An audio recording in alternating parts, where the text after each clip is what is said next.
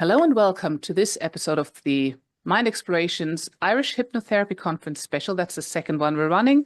And my guest today is Daniel Browne, who is going to talk about understanding the alphabet soup, working with LGBTQIA plus clients. Did I say that right, Daniel? You did. Well done. Thank God, because I'm just like you are probably at home. I have not the slightest idea, really, how to say all of the words and what all the words mean, all the letters, and then how to work with clients without putting them off, basically, or how to work with them so they trust you, you can build rapport, and all of those kinds of things that we need. So I'm looking very much forward to what Daniel has to tell us. So, first of all, Daniel, welcome, and I would like to know first of all who you are and how you got into hypnotherapy. Hi. First of all, thank you for having me. You're It's great to welcome. talk to you this Thank you for evening. coming. I kind of fell into hypnotherapy really. So I wanted to be a counsellor, and I am a counsellor as well. But with the course that I did, there was hypnotherapy training as part of that. So I thought, okay, that might be quite interesting. But from a first class, I was absolutely hooked on it. I'd only ever seen stage stuff, but didn't know hypnosis as a therapy. And I very quickly realized how powerful it is. And it turns out that became the main passion and ultimately the career. So I fell into it, but I'm glad I did. Okay. So, how did you get into that field, the LGBTQIA plus? Again, it's something I kind of fell into. With much of my career, there's never really been a plan. It's just happened, which I kind of like it in that way to a degree. But I just found that over time, I was working with more and more people from those communities and being part of that community myself and being involved in the Pride Festival in my local town. A lot of people just knew me from that and thought that I might be someone that they can trust, someone who is safe to come and see. And I just kept hearing from person after person that they had tried therapy before with a therapist who is not from that community, and they just didn't get it. And they had to keep explaining themselves. There was judgment and so on. So I thought, actually, this shows a real need Mhm. for real affirmative therapy for LGBT plus people. So that's when I thought, right, that's going to be my niche, and that's what I'm going to market at. Yeah, no, that's a very good idea. So, what are the biggest problems that clients have with the run-of-the-mill hypnotherapist who doesn't know anything about them? Um, I think a lot of the time it's the therapist not understanding them or not understanding their identity, and clients becoming frustrated because they've got to explain who they are and how they identify before they even get onto their presenting issue and what they want to work with. But I know that a lot of clients, particularly who are transgender, have faced a lot of judgment from therapists as well, who maybe have not been friendly towards trans people. So it really helps if a therapist is one, accepting of that kind of thing and on board with it, but two, has a bit of an understanding as well. Yeah, yeah, definitely. So, um, how many percent of your clients are LGBTQIA plus? I'd say about 90% at the moment. Nearly all of my clients are from those communities, and that's people locally around the UK, around the world, and so on. But yeah, most people I see are from that community. So you have quite a name for yourself already. Good. Mhm. Yeah. Okay, so what do the letters mean, first of all? And yeah, just explain and how would we approach that? Or how do you go about as a therapist finding out what somebody identifies as? Mhm. And yeah, just you tell me because I might Yeah. make a mistake yet again. Yeah, and so obviously you've got LGBTQIA plus, which you've mentioned, and I know just a minute ago I said LGBT plus. So that in itself can be confusing because there's different variations of that acronym, and it changes from person to person, but also it changes depending on where you are in the world as well. Different countries use different versions of it, but they all seem to have the LGBT in Mhm. it. So that's lesbian, gay, bisexual, and transgender. And then all the other letters are kind of lesser known identities under that kind of rainbow umbrella. Mhm. Um, I think that language is ever changing, ever evolving, And as I say, there's different variations of that acronym. So I think it's good for all therapists to get a kind of basic grounding in what some of those terms mean, what some of those identities mean, and then just continue to read and to learn as they go along, and not have to rely on clients to educate them. Yeah, yeah, definitely. As a client, how can you build rapport with your therapist if they don't even know the basics of who you are and how you function and how you want to be seen? So I know you're going to talk about this in detail at the Irish Hypnotherapy Conference, and we're not going to go into the entire presentation, but how would a therapist go about when they meet somebody for the first time and they know it's somebody from that community? How would they go about finding out what exactly they need to know? Just ask, or is there a specific wording, a specific way of asking? If you know what I mean, just interrupt me. Yeah, I think one of the key things is to mirror the language that your clients use. So you're really entering into their world and their kind of frame of reference and so on. So, you know, let's say someone says they are LGBT plus, or they say they are queer, then, you know, mirror that language and use those words with them. But I think there are definitely some key things that all therapists could do with every client, because you never know if someone's LGBT plus or not. Yeah. So it could be things such as sharing your name and your pronouns, asking clients what their pronouns are, and really looking at your intake form, your consultation form, and how inclusive your questions are there. Right. But I think it's also good to remember that you may have an LGBT plus client come to see you, but their issue has got nothing to do with their sexuality or their gender. That's just a part of who they are, that they don't need to bring that into the therapy. Okay. So it's about really clarifying what the client wants, what their goal is, and entering into their world. And then also kind of knowing or realizing what you do need to know and what you don't need to know. And so I would probably wait for the client to tell me what they feel I need to know. Is that correct? Okay. Yeah, I would say so. And for therapists, as always, not to make any assumptions. Yeah. Yeah.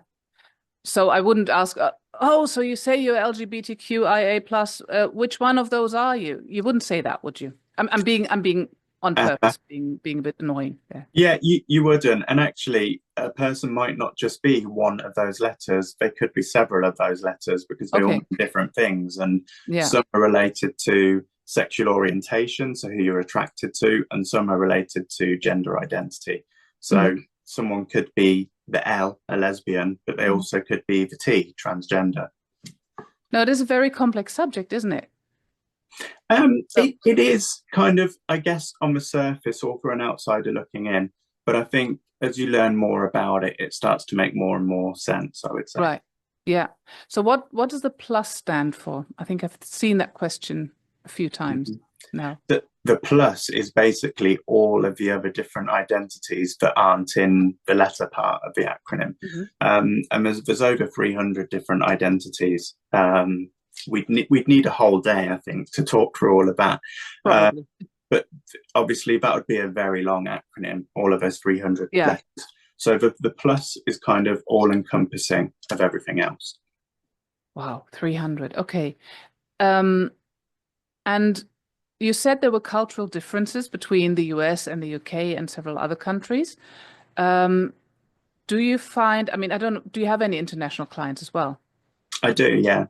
Do you find any difference in how they want to talk or how they want to be approached in therapy?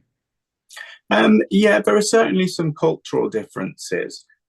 So I work with a lot of Asian people, so in Indian and Pakistani heritage in particular, where there are a lot of cultural difficulties and a lot of shame and stigma around being LGBT plus. So they may be more reluctant, I'm generalizing, but more reluctant to actually open up and talk about this kind of stuff.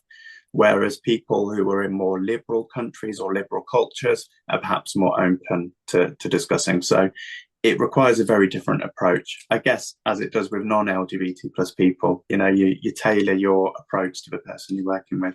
Yeah. So you don't have this cookie cutter approach of certain questions, etc. You just try to be as inclusive as you can on your forms.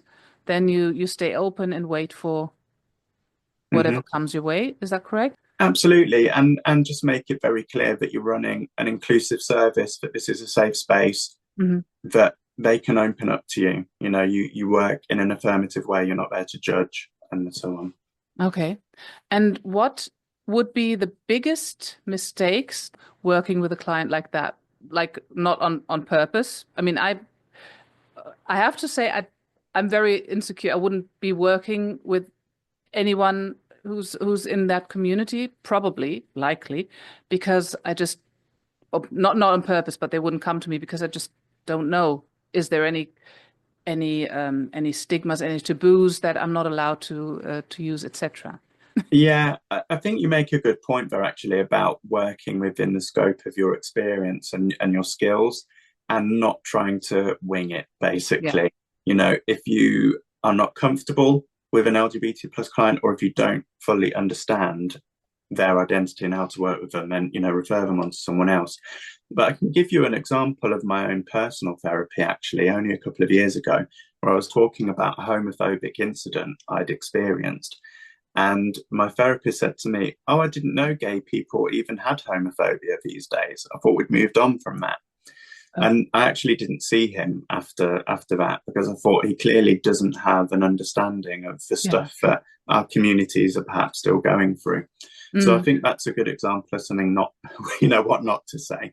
But in okay. general, I would say don't make assumptions and Mhm. really try not to bring your own judgments into it. And also be aware of unconscious bias as much as you can be because it's unconscious, but really try to reflect on that and not bring that into therapy. Okay. Do you have any tips on reading or on any resources? Do you have any courses or any resources where we could learn about this? Yeah, absolutely. So I wrote the book basically, How to Be an LGBT plus Affirmative Therapist, Mhm. which is a very practical and very hands-on guide. No theory, no waffle. It's kind of these are the issues, these are the identities, this is how you work with it. Mhm. And then also I have training available, various courses in person, e-learning, again on working with LGBT plus communities and getting a bit of a deeper understanding of all of these topics. Yeah. Yeah. Um, and what are you going to be talking about at the Irish Hypnotherapy Conference? What precisely? Can you give us a bit of a content of your presentation that you'll be giving there? Yeah, so I think that the title is something like LGBTQIA plus understanding the alphabet soup and working hypnotically with queer clients, I think is the title.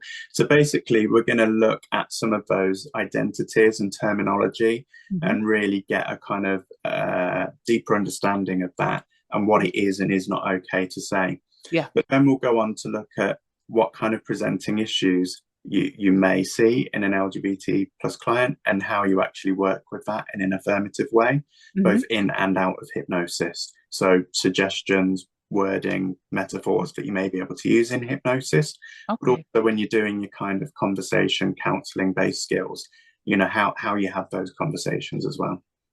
Wow, that sounds super interesting, and that would be very valuable, I think. Do we have any questions from our audience? If you have any, put them in the chat and I'll read them out. Let me check my questions, whether I've got any more. So, how would you, just in general, for the again run-of-the-mill therapist who's not experienced yet, how else would you help them to grow or into this field if they wanted to? I think another good, you know, aside from training and quite aside from reading about it, would be some form of supervision or mentorship, Mhm. so that you can kind of get one-to-one support basically to become more LGBT plus affirmative, more inclusive in your practice. Mhm. But also, I'd say immerse yourself in LGBT life and culture.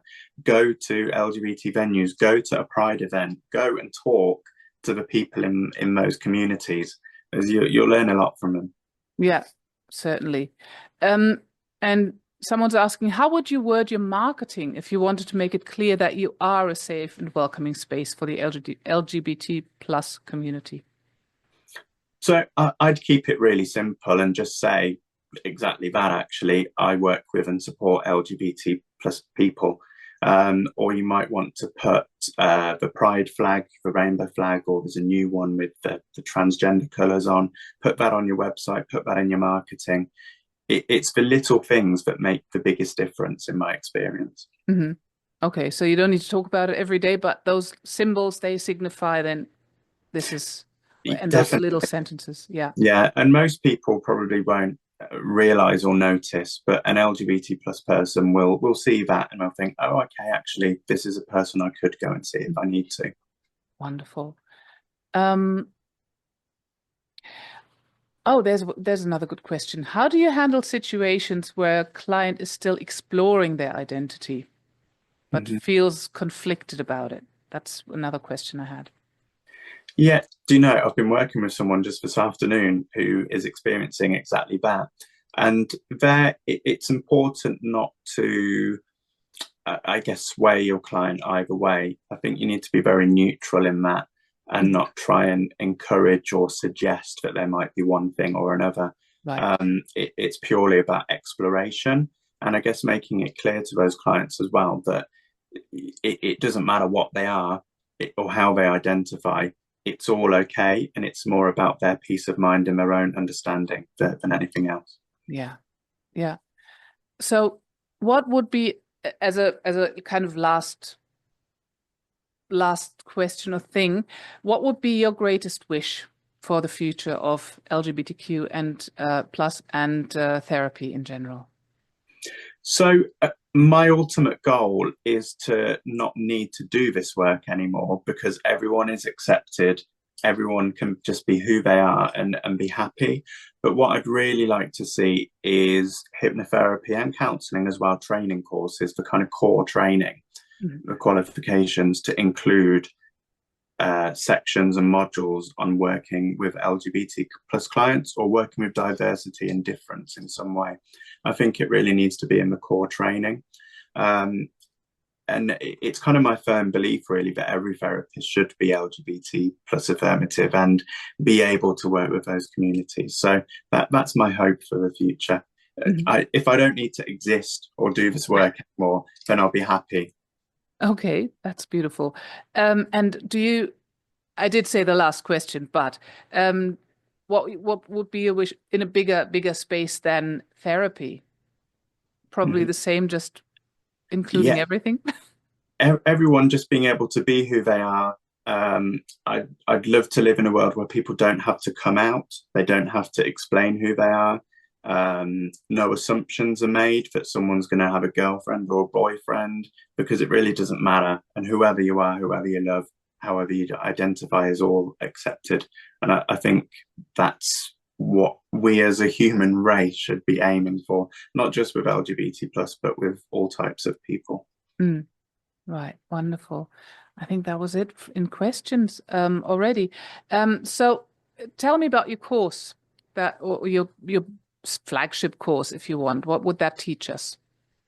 So it teaches, again, terminology and identities, but it's a real deep dive into it. So there's a lot of depth to it rather than just kind of a basic overview. It looks at some of the real specific challenges and issues that LGBT plus people face, around discrimination and prejudice, internalized shame and guilt, for example.